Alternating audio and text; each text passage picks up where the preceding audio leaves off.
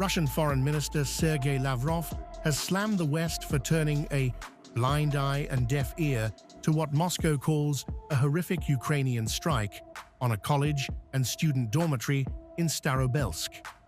Speaking in Moscow during Africa Day events, Lavrov accused Western governments and media of ignoring civilian deaths after drones hit the university complex in the Lugansk People's Republic.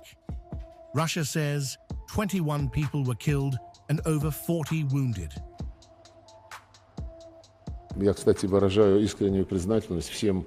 By the way, I express my sincere gratitude to all the states that are represented here, who expressed sincere condolences to us regarding the terrible terrorist act in Starobelsk on May 21st, which was carried out by the Nazi Kiev regime, and which the West chose to turn a blind eye to and a deaf ear to, despite the measures we took to send as many journalists as possible to the scene.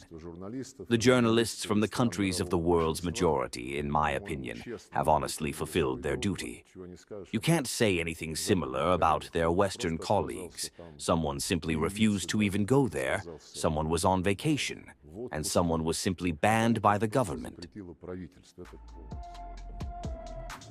Lavrov claimed Moscow invited international journalists to the scene, but accused Western media of refusing to report the attack.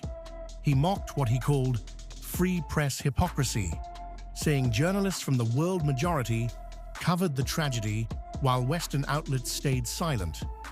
Russia is now using the strike to accuse the West of selective outrage over civilian deaths in the Ukraine war. Moscow has branded the attack a deliberate act of terror, carried out by what Lavrov called the Nazi Kiev regime. At the UN Security Council, Russia's envoy Vasily Nebenzia accused Western powers of refusing to condemn the deaths of children and students. Ukraine, however, claims the strike targeted military drone and command facilities allegedly operating from the site.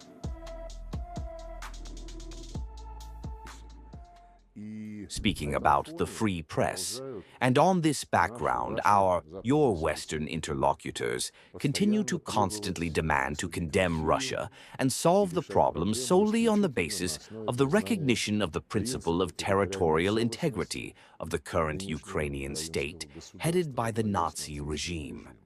Let me remind you that the principle of territorial integrity is only one of the principles of the UN Charter. There are other principles that need to be followed. We have to respect and carry out these principles, not selectively from case to case, but in their entirety and interrelationship. And among these principles is the sovereign equality of states. Remember how this principle is observed by our Western colleagues. They did not consider other participants in any conflict as having a sovereign equality. The Kremlin has directly linked the Starobelsk strike to Russia's latest missile retaliation campaign. Vladimir Putin reportedly called the attack a terrorist act that could not have been accidental before ordering a response. Days later, Russia launched major strikes using Oreshnik, Iskander, Kinzhal, and Zircon missiles against targets across Kyiv.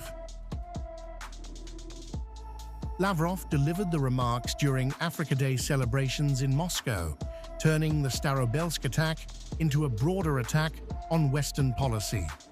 Russia is now accusing the West of applying international law selectively while ignoring Ukrainian actions.